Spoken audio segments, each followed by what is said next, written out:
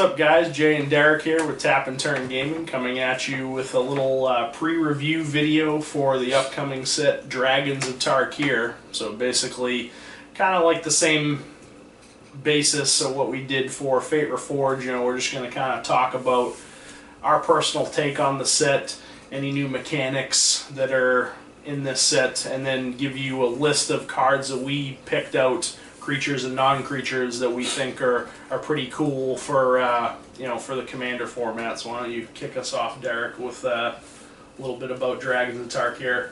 So Dragons of Tarkir takes place after Ujum was rescued, I guess you could say, and prevented from death.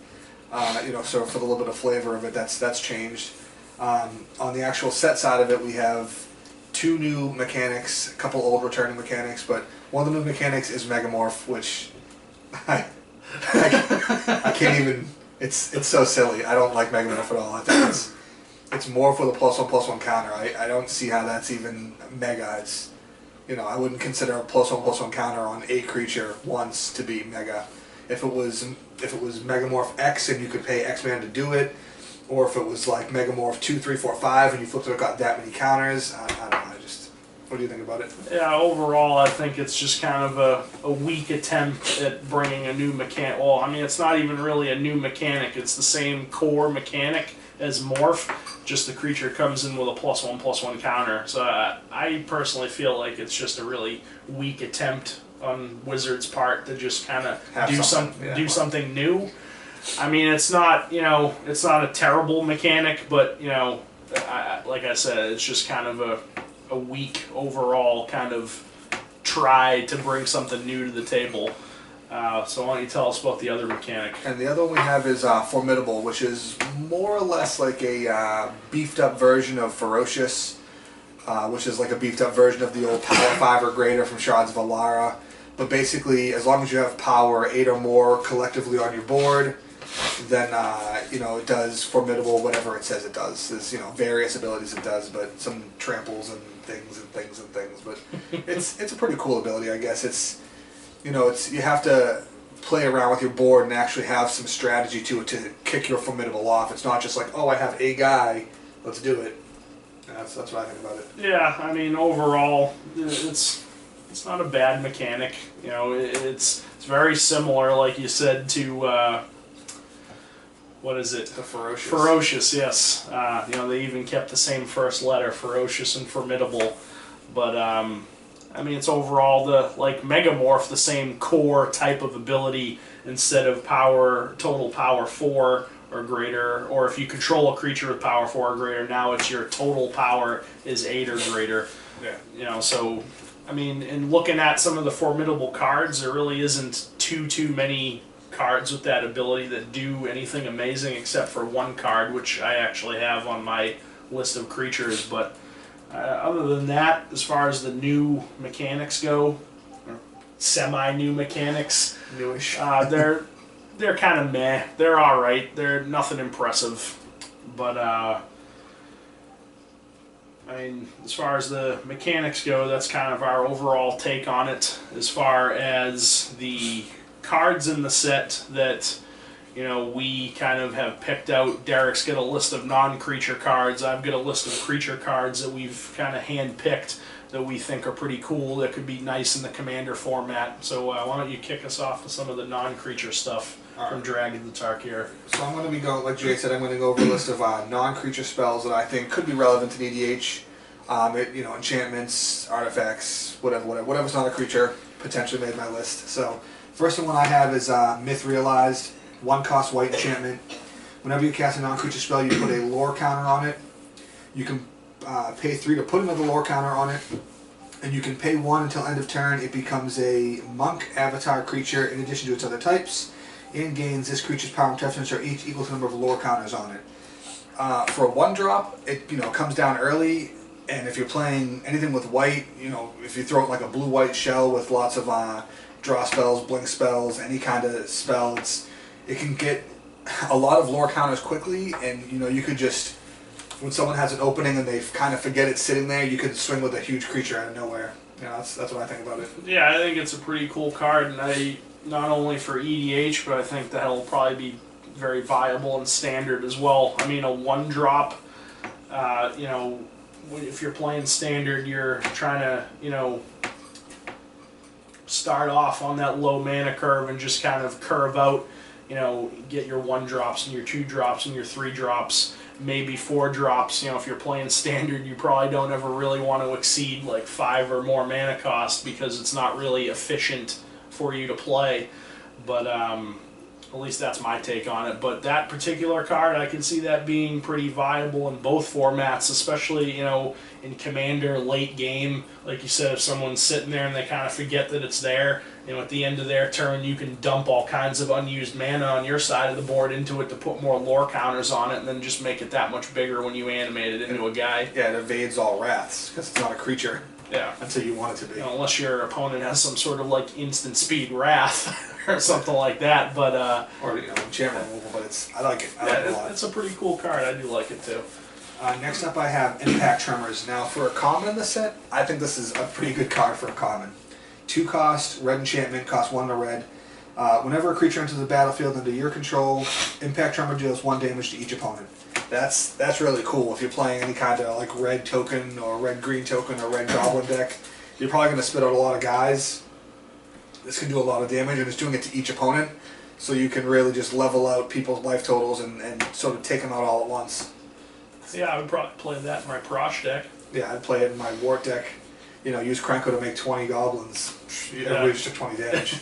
Yeah, and then the fact that it's each opponent, you know, Yeah. just makes it, you know, makes it feel like it's tailored for EDH if you're hitting every opponent. Yeah. Then next we have Mirror Mockery, a 2-cost blue enchantment, 1 in a blue. It's an enchant creature. Whenever the enchanted creature attacks, you may put a token onto the battlefield that's a copy of that creature and exile the token at the end of combat. I think this card is pretty phenomenal. You know, you put it on one of your creatures with a good comes into play ability, you swing with him, get something, you know, get his comes into play ability or whatever. It won't trigger attacking abilities because it comes into play attacking, doesn't get to actually attack per se. Or you throw this on an opponent's creature, when they attack with that creature, you get the token, so you can copy their comes into play abilities or just shut down a creature. Yeah, I think it's an overall really, really cool card, especially for Commander. You know, if you're playing blue, you're probably playing a lot of clone effects anyways. So I mean, something like that, where you said, you know, if you put it on one of your creatures and you attack, you know, you can re-trigger an ETB ability or something like that. Or if you put it on one of your opponent's creatures, that might make them think twice about attacking with that creature because they don't want you to get a copy of said creature. Yeah, I mean, a fun thing you could do with it as a side note is you could enchant it onto one of your clones that's cloning something else, but when the clone attacks, it's going to make a copy of your clone, not what the clone is, so you can use your clone, whatever attack, you'll get a copy of your clone that you can make anything on the board. It's bananas. Yes. Up next we have Kolaghan's Command. I really like this card. It's a 3 mana cost instant, 1 a black and a red, and you can choose 2 of the 4 modes. Return target creature card from your graveyard to your hand, or target player discards a card, or destroy target artifact, or Kolaghan's Command does 2 damage to target creature or player. What I really like about this is you can almost 2 for 1 in some manner of speaking. You know, getting a creature back to your hand and destroying an artifact, you just got value out of it. Doing 2 damage to a creature or player, you can kill one of their creatures and destroy one of their artifacts, you 2 for 1 them. I just think the ability to 2 for 1 with this card is really good. I would have to agree, and that's probably one of my more favorite kind of cycles of cards, I guess you could say, because they're more or less kind of going with the same idea as the commands from Lorwyn, you know, like Austere Command, Incendiary Command, Profane Command. You know, you get to choose 2 out of 4 modes, which just gives you lots of options of things to do, and that card is no exception. I think it's a pretty cool card. I completely agree. Up next we have Virulent Plague. It's a 3-cost black enchantment, 2 and a black to cast. Very basic card. Creature tokens get -2/-2. But I think in a format like EDH, where there's a lot of rampant token decks running around, being able to just statically kill them all is really good. It sort of gives black like a better Knight of Soul Betrayal / Elesh Norn kind of effect. It's pretty cool for an uncommon. Yeah, that's what I was gonna say. Is it's kind of you know, an enchantment version of Elesh Norn. Just, you know, doesn't give all creatures that you don't control, -2/-2. But like you said, there's lots of decks out there that like to generate a lot of tokens. Like my Prosh deck, your Goblin deck. There's countless decks that produce tokens. That use that as a viable strategy, and that card could just shut them down. And 3 mana to just cast it and know that all tokens come in with a -2/-2, so it will kill probably 80% of all tokens on the spot. And you can just leave it there, and as a token comes in, it will kill it right away. You have that almost like insurance. I like it. Yeah, I think it's a pretty cool card. Yeah. Up next we have Collected Company. It's a 4-cost green instant, 3 and a green. And when you cast it, you can look at the top 6 cards of your library and put up to 2 creature cards with converted mana cost 3 or less from among them onto the battlefield, and you put the rest on the bottom of your library in any order. This is a really cool card because not only do you get to filter out 6 cards from the top of your library that you may not need, or unfortunately you may need some of them, but that's whatever. But being able to filter out 6 cards is cool. And then also the fact that you can take 2 creatures that have a converted mana cost of 3 or less, put them right onto the board is a pretty phenomenal ability. It won't fit into all decks, but anything like a green elf deck or green blue, green black elf deck, it's going to have a sure home in. I would have to completely agree. And those kind of decks aside, if you're playing any kind of deck with some top of your library manipulation, you could set up to make sure that you're going to hit those creatures with converted mana cost 3 or less. That would be a pretty sweet card for tiny leaders if it didn't cost 4. Yeah. But it's an overall pretty cool card. I like it. Up next I have Lose Calm. This is a similar spell to many spells that have been printed, but I just like the way this one works. So it's a red sorcery, common, 3 and a red to cast. Gain control of target creature until end of turn. Untap that creature. It gains haste until end of turn, which we've seen numerous times. Yeah. But this one also has the creature also can't be blocked this turn except by 2 or more creatures. So that's what I think is cool about this one is spells like this are always pretty fun. Let me take your biggest guy. But now you're taking their biggest guy. It's getting haste. It's untapping like it normally would in all those kind of spells. But now when you attack with it, it can't be blocked except by 2 or more guys. So if they only had 3 guys and you take one of them, they either have to block with both or they have to let it go through. They don't get the choice to really play around with it. So I just think it's a cool card. Yeah, plus, if it's a monstrous creature that you take and they, are backpedaling and they have no choice but to block, maybe they're at a low life total.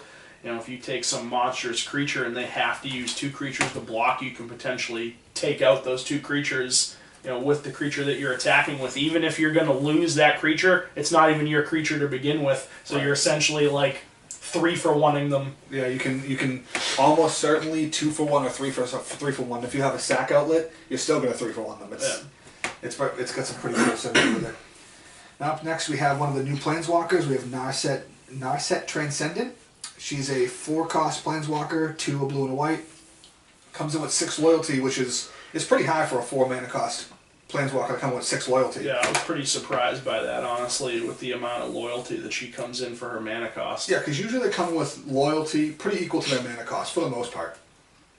But her 3 abilities are +1 to look at the top card of your library. If it's a non-creature, non-land card, you can reveal it and put it to your hand. -2 when you cast your next instant or sorcery spell from your hand this turn, it gains rebound. And -9, you get an emblem with your opponents can't cast non-creature spells. I mean, overall, I think all of her abilities are pretty phenomenal. It's really good. There's no downfall to her. Yeah, she's a pretty amazing planeswalker, and not only for EDH, I think that'll be a really heavily seen card in Jeskai decks and Standard. I mean, you're going to be playing a lot of non-creature spells anyway, so that +1, probably 50% of the time will net you a card. That second ability where you give something rebound, I'll cast my, Jeskai Charm and, shoot your creature for 4 damage and then give it rebound, and then, you can choose a different mode when it rebounds, to whatever fits what you need to do right at that moment. Just considering some of the big splashy spells in EDH, so yeah, you can give rebound. I really liked rebound when that came, what was it, in the Zendikar block, I believe it was, that rebound we first saw that. I'm pretty sure it was, but it's a really cool ability, and the fact that you can, -2 on her and give something rebound is really cool. And then that last ability, I mean, you can't cast non-creature, or your opponents can't cast non-creature stuff. So, I mean, they're not going to wrath you. They're not going to, basically do anything other than play creatures. Right.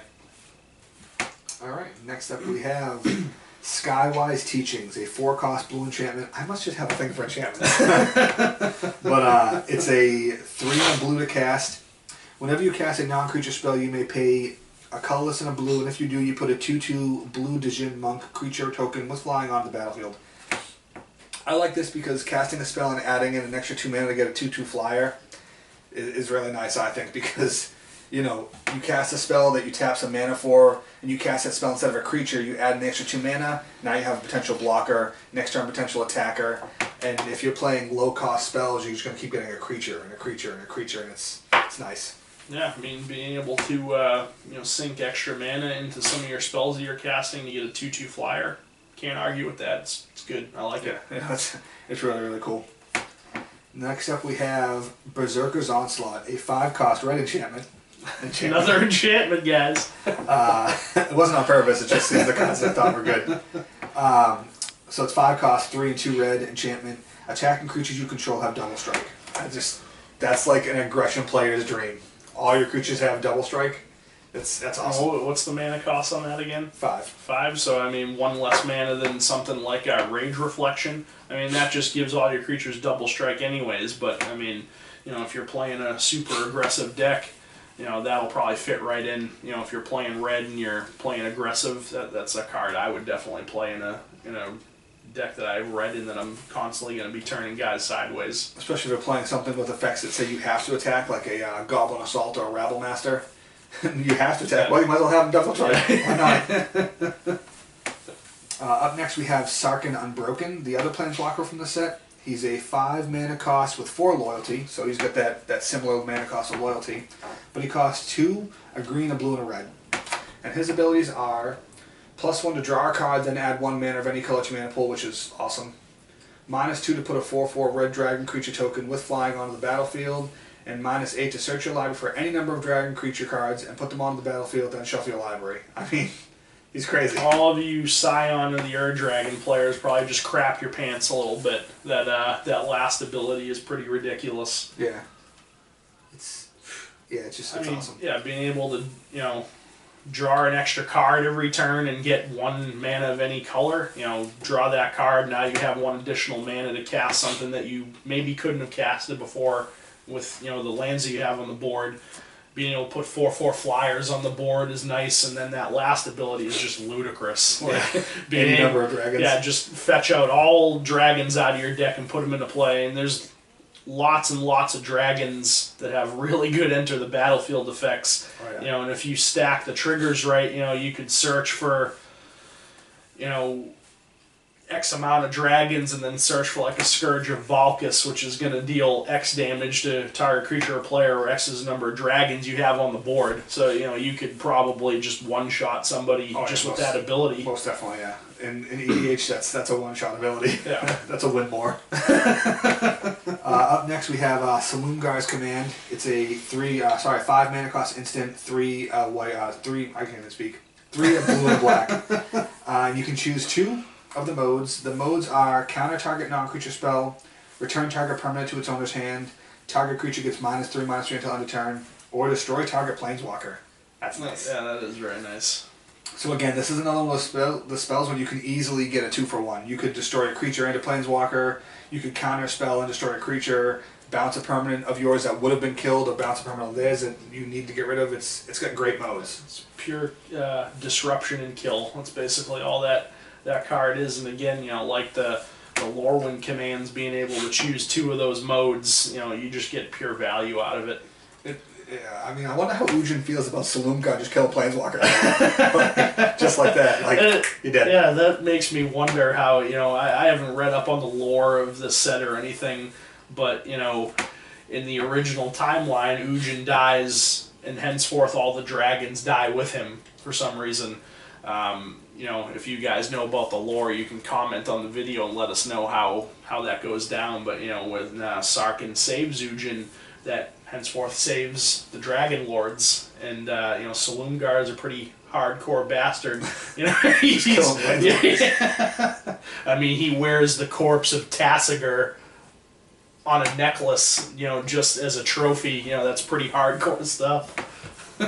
Yeah. But I like him. I like Saloon Guard. He's probably my favorite Dragon Lord out of the set. Up next we have Hedonist Trove, a 7-cost black enchantment, 5 and 2 black.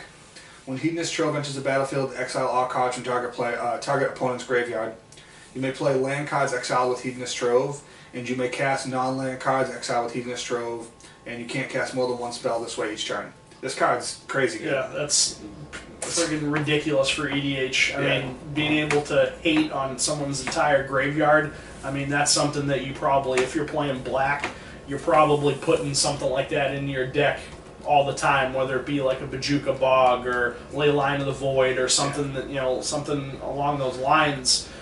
Being able to do that and be able to rip their lands out of that and be able to cast those spells, granted it's only one spell at a time, but being able to cast your opponent's stuff after you exile it and use their lands to do it is pretty good. You know, granted it's EDH, so you know if you're not playing those colors, You'll just get colorless, but yeah, you but can still have their land. Exactly, you're still adding just value to your board while stripping it out of their graveyard. A colorless mana on my side is better than a colored mana on yours. Yeah, you know, every time. Up next we have one of the real. I think this is a really cool spell, Profound Journey. It's a 7-cost sorcery. Return target permanent card from your graveyard to your hand, and it has rebound. Pretty straightforward. Pretty awesome. I would have to agree. I do like rebound. So, I mean, you look at what was it? Osbodet's Aid, 5-cost. Return a permanent from the battlefield, from the graveyard to the battlefield for 2 mana. I get to do it twice. I'll take that. And I'll take that every time as well. Up next we have just what I think is a really fun spell, Clone Legion. Costs 9 mana, blue sorcery, 7 and 2 blue. For each creature card target player controls, put a token on the battlefield that's a copy of that creature. It's just pure fun. Yeah, it's just a really, really bonkers fun card to play. You know, your opponent could have, you know, all kinds of ridiculous stuff on the board. Oh, guess what? Now I have all the same stuff that you have. Yeah, it's it just adds lots of fun interactions to the game. That's really all that I can say about that card. It's just a fun card. It's just, it's crazy. 9 mana. I mean, 9 mana is not that bad in EDH, really. You know, it's easy to get to, but being able to get one of every creature target player controls, and it could be yourself you're targeting. It doesn't say target opponent. So that's pretty cool. So that actually rounds up all the non-creature spells that I've chosen. So I guess now we'll go into Jay with the creatures. All right. So let's take a look at what we have here. So the first card that I picked out for the creatures is Anafenza Kintree Spirit. She's a 2-cost 2/2, 2 white for a 2/2 body. Whenever another non-token creature enters the battlefield under your control, bolster 1. Now when I first read that card, I was like, I'm going to put that straight into my Trostani deck. And then Derek's like, you know it says non-token creatures, right? I was like, damn. Yeah, that was a pretty fun one. But nonetheless, I still think it's a really cool card. You know, a 2-cost 2/2 is not bad on its own. You know, but being able to constantly shoot out +1/+1 counters every time you get a creature on the board just makes your creatures more menacing every turn. Oh yeah, and what's cool about her also is that, you know, whenever a non-token comes in, you bolster, but that doesn't mean you can't bolster your already existing tokens. Yeah. You know, so your 1/1s will slowly become 2/2s and 3/3s, and you know, there's going to be some broken combo where you're like using Cloudstone Curio and like artifact creatures and just going crazy and getting huge boards. I think she's a really, really cool card, and I think she's got really nice art as well. Yeah. You guys will see the overlay on the screen. I think she's going to look phenomenal in foil. Yeah. With that sword. I would have to agree with that. Next up we have Den Protector. It's a 2-cost 2/1, 1 and a green. A human warrior. And creatures with power less than Den Protector's power can't block it. And it also has Megamorph. So, you know, with that, you know, you can play it face down for 3, and then its Megamorph cost is the same as its mana cost, 1 and a green. So, I mean, this is probably one of the cooler Megamorph cards. You know, you could Megamorph it, and it'll become a 3/2, and then creatures with power less than 3 can't block it. So you can potentially, you know, start smashing face for 3 damage every turn. But what I really like about this card is when it is turned face up, return target card from your graveyard to your hand. So it's basically like an Eternal Witness when you Megamorph it face up. So I really do like that, just being able to, get basically an Eternal Witness trigger. I like it. Yeah, I like it too. I just wish it overall cost less mana, but it's pretty cool. I mean, overall you're going to have to invest 5 mana, 3 to play it face down, then 2 to turn it face up to get that card back from your hand. But I mean, similar cards like that, only cost a couple mana less than that, like Recollect or Regrowth or stuff like that. It'll find a home in many a deck. Yeah. Next up, we have Dragon Whisperer. It's a 2-cost 2/2, 2 red for a 2/2 body, and it's a human shaman. You can pay 1 red to give it flying until end of turn. Then you can also pay 1 red to give it fire breathing, and it has Formidable for 4 and 2 red. And if you control creatures with total power 8 or greater, put a 4/4 red dragon creature token with flying onto the battlefield. So, at its core, without the Formidable, it kind of reminded me of Rakdos Pit Dragon a little bit. Yeah. Just, minus the Hellbent, being able to give it flying and give it fire breathing. It reminded me a lot of Rakdos Pit Dragon. But, if you, are able to activate that Formidable, you can start spitting out 4/4 flyers every turn for 6 mana, which ain't bad. No, I mean, being able to repeatedly get 4/4 flyers for 6 mana is fine. That's fine with me. Plus, that's just going to, keep up and, make it so that you're probably constantly going to have Formidable on the board because a 4/4 gets you halfway there. And I mean, what's cool about that also is if you have the plethora of mana needed, that can activate Formidable on its own. I mean, you need a lot of mana to do it. Yeah. Because what's its base tower, 2/2 or 1/1? It's a 2/2, and then you have to pay 1 and a red to give it fire breathing. So, you could essentially, like I said, if you had a lot of mana, but it's not unforeseeable, you could make it up to an 8/2 on its own, and then activate and get the dragon. I mean, you could do it. It's just a lot of mana. Something like that. Maybe if you have a Braid of Fire on the board, and it's the cumulative upkeep is getting up there, and you could give it fire breathing on your upkeep just to be able to activate Formidable when you untap and take your turn. Absolutely. So he's pretty cool. Next up, we have Shaman of Forgotten Ways, a 3-cost 2/3 human shaman. You can tap him to add 2 mana in any combination of colors to your mana pool. Spend this mana only to cast creature spells.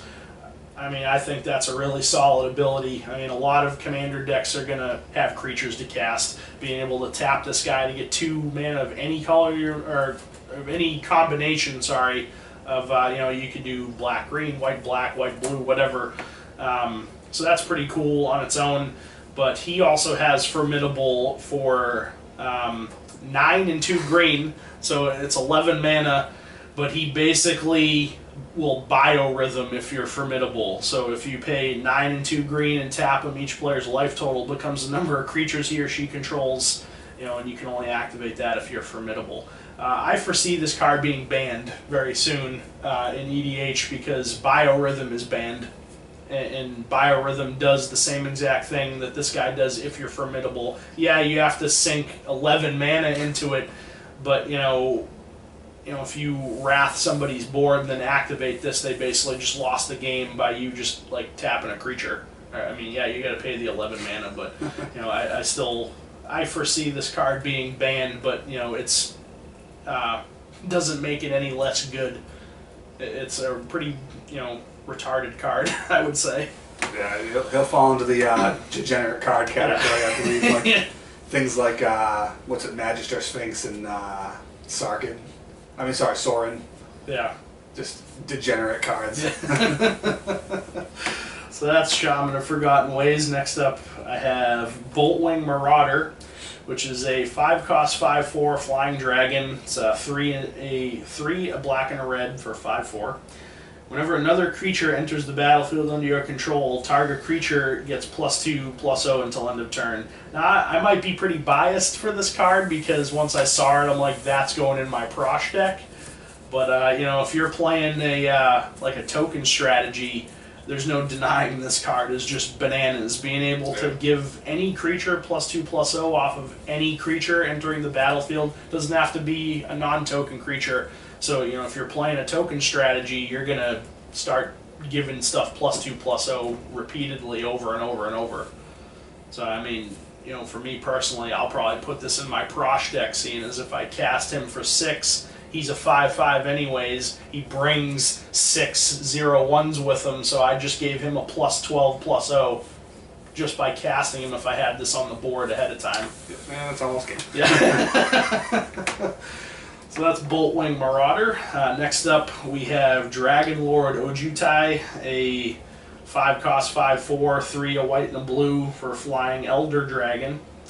And Ojutai has hexproof as long as it's untapped. And whenever Dragon Lord Ojutai deals combat damage to a player, look at the top 3 cards of your library, put one of them in your hand and the rest on the bottom of your library in any order. I think next to Saloomgar is probably one of the better Dragon Lords in the set, I would say. Yeah, I like it. You know, with him being in that white-blue bracket, you know, you're probably going to be playing a lot of, you know, non-creature stuff. So, or if you even have something that just gives your creatures vigilance so that they don't tap when they attack, like a Sarah's Blessing or something like that.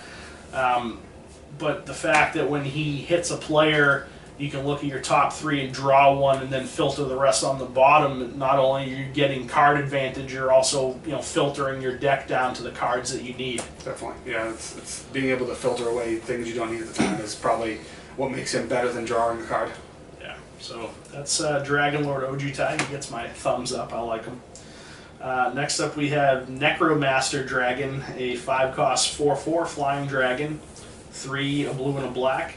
Whenever he deals combat damage to a player, you may pay 2 colorless. If you do, put a 2/2 black zombie creature token onto the battlefield, and each opponent puts the top 2 cards of his or her library into his or her graveyard.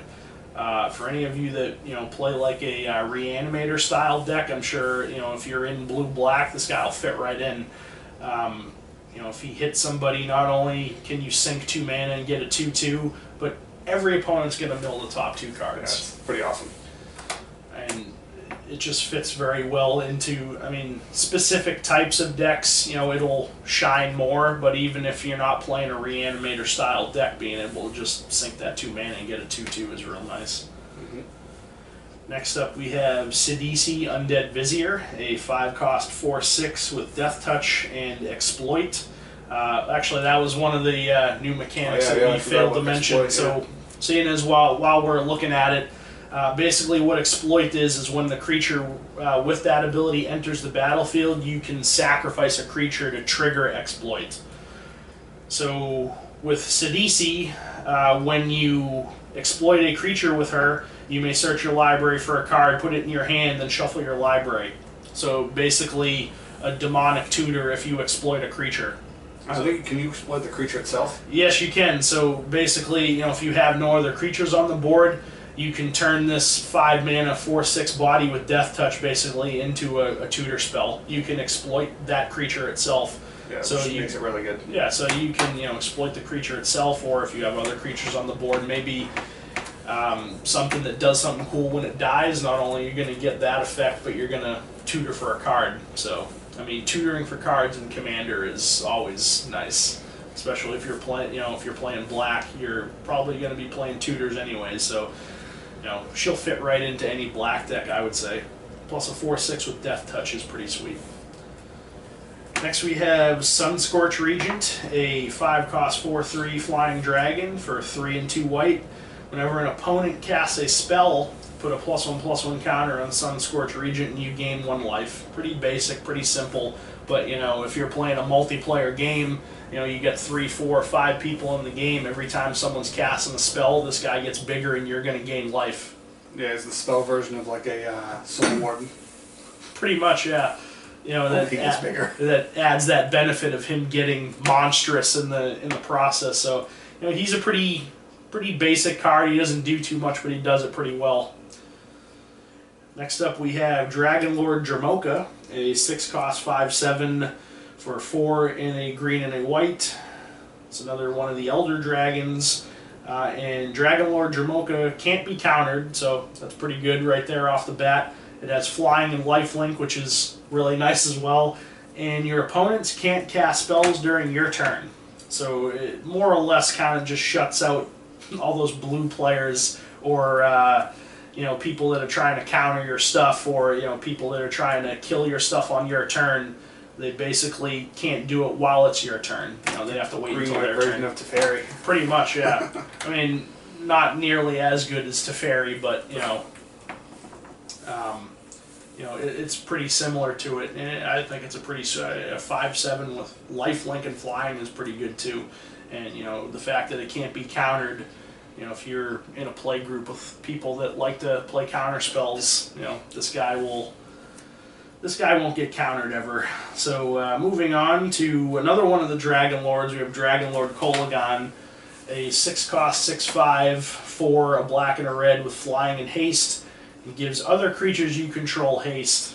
So that's more or less why I picked him, just being able to have a 6/5 flying body with a fervor attached to him is pretty sweet. Yeah. His other ability, I don't think, actually isn't relevant at all in Commander, I don't think. Whenever an opponent casts a creature or planeswalker spell with the same name as a card in his or her graveyard, that player loses 10 life. That's never going to trigger in Commander. But the fact that he's a 6/5 flyer that has fervor attached to him, I just like him for that. I mean, he's pretty cool. Just the fact that he gives all your creatures haste, I would think. I mean, what do you think? I think it's pretty cool. There actually is one little niche where he could do that 10 damage, and that's if I Hedonist Trove your graveyard, and you are playing the same colors as me, and I try to cast a spell from your exile pile that I already cast in my graveyard. In that weird situation, he could actually use his second ability. But, yeah, like a Fervor or a Hammer Perforus cost 3 anyways, so if you subtract 3 from his cost, he's completely worthwhile. Yeah. Completely.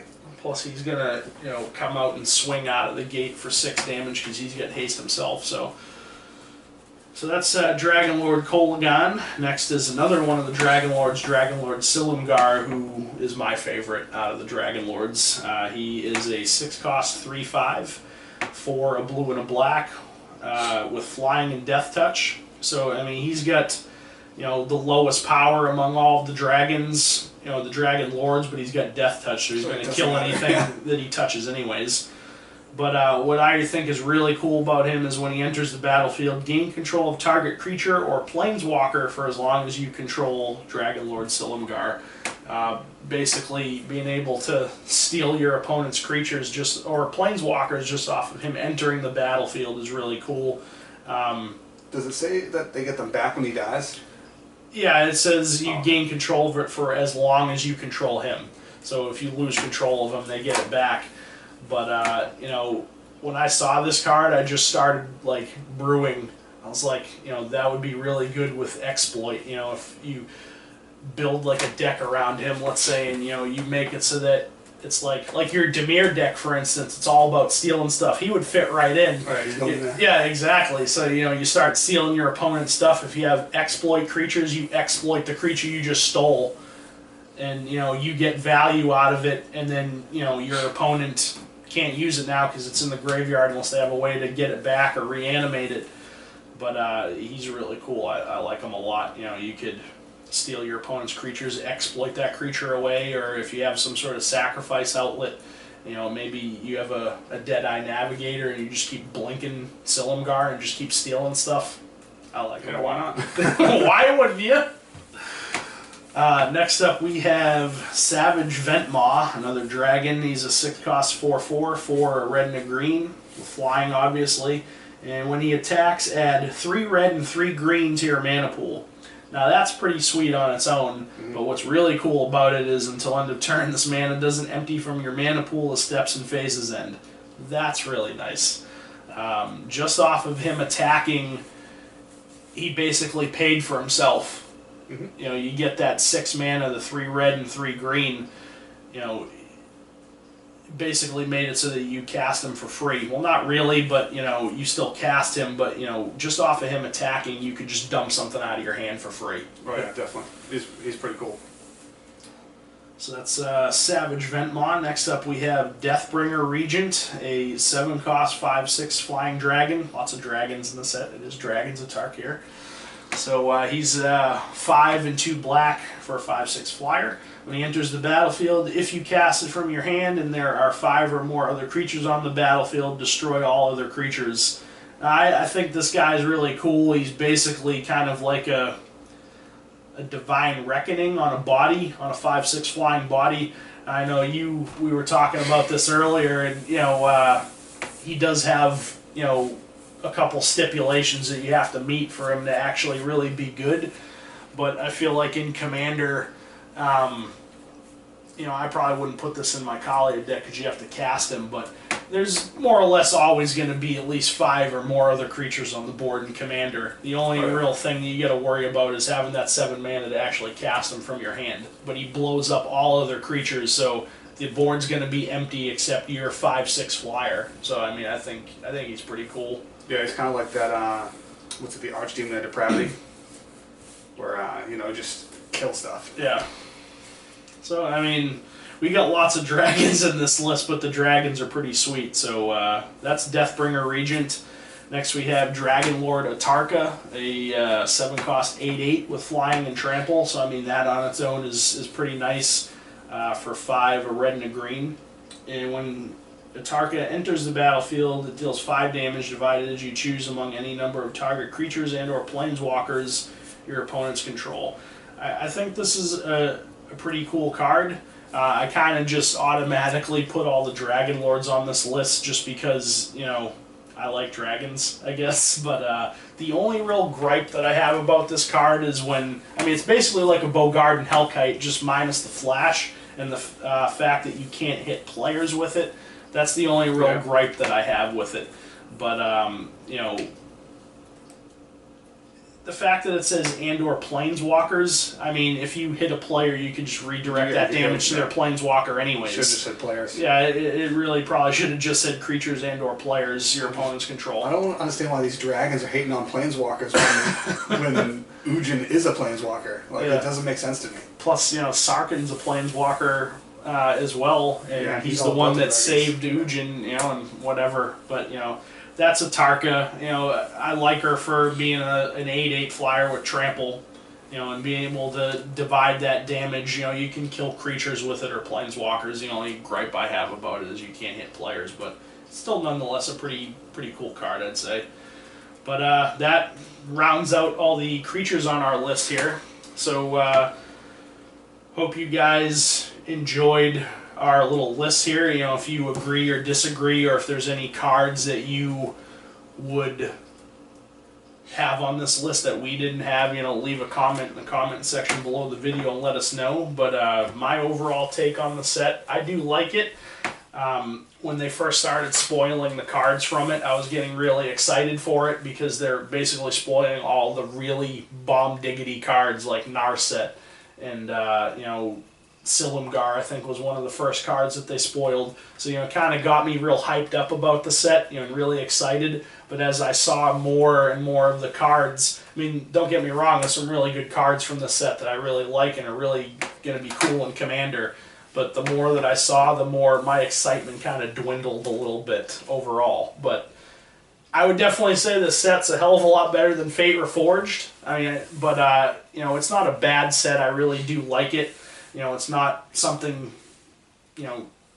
superiorly amazing or anything like that. But, I like it overall. What do you think? I kind of feel like, I don't know. It's just, it doesn't do it for me. I don't know. I'm not about the big flashy creatures for the most part. I'm usually about the cool, intricate spells and, so there's a lot of cool stuff in the set. There is. I just feel like for me, as soon as I saw Megamorph, it sort of just killed my interest. Go Power Rangers! I can't get over it. As soon as I saw Megamorph and read how it worked, my interest in the set was like. Yeah, that does kind of bother me a little bit too. Like we said in the beginning of the video, where I feel like they're just kind of running out of ideas for new mechanics, where you basically just take an existing mechanic and you just twist it to be something new, but it's really not. Yeah, you could look at almost any ability in Magic now, and it's like a rehash of a different ability. Like even Bushido was sort of a rehash of flanking. Yeah, or you have. I forget. I completely lost my train of thought, but I would have to completely agree. You know that there's Devotion. You know there was Chroma. Yeah, more or less the exact same thing. Yeah, almost. It basically is the same exact thing. Which was almost like a rehashed version of, or like a better version of Sunburst. Yeah, so I mean, it's cool to see these new abilities. I mean, I think Exploit is probably the coolest one out of this set. You know, it does feel like it's actually something new. You know, compared to Megamorph and Formidable, where, you know, Megamorph is Morph just with a +1/+1 counter, and Formidable is Ferocious, just instead of having one creature that has 4 greater power, you have to have total power 8 or it's greater. like Formidable is a rehash of Ferocious, which is a rehash of power 5 or greater. Like from Shards of Alara, yeah. So, I mean, you know, it really does kind of disappoint me when I see some of these mechanics, and it really just looks like they're running out of ideas for new things. But, you know, when we get a set with a new mechanic that really does feel like something fresh and new, then that gets me excited about sets, you know? That's probably why I've liked sets like Ravnica and like Shards, where they have all these cool abilities that make each guild or clan feel like unique and individual. Sort of like probably why I like Khan so much, is that, like, a lot of those abilities felt, for the most part, new. Like, obviously Ferocious didn't really feel that new, and Bolster kind of felt like a mixture of Graph and Evolve. But, you know, for the most part, it was something fresh and new, and it's cool when an ability fits like a clan or a city or a guild, and it's fun for me. But this set was kind of like, there's some cool cards. I'll probably buy a few singles for my decks. Nothing that I have to have in any of my decks, so I don't know. I mean, I'll probably pick up a box just because I pretty much do it every time a new set comes out. You know, so we have a video for you guys to to unbox and have something, you know, for that particular set to see that content on our channel. But yeah, I mean, overall I like the set. It's just nothing amazing. You know, when I first started seeing the cards, I was thinking it was going to be amazing, and then as I saw more, my amazement just dwindled. It's like you see these cards, you're like, it's gonna get great from here, and then it doesn't. It's like, what happened? Yeah. Alright guys, so that pretty much wraps up things here about our little pre-review for Dragons of Tarkir. Hope you guys enjoyed it. If you did, we'd appreciate a thumbs up on the video, and if you're not already subscribed to our channel, click that subscribe button. We really do appreciate it. So this is Jay and Derek with Tap and Turn Gaming, and thanks for watching this video. Goodbye.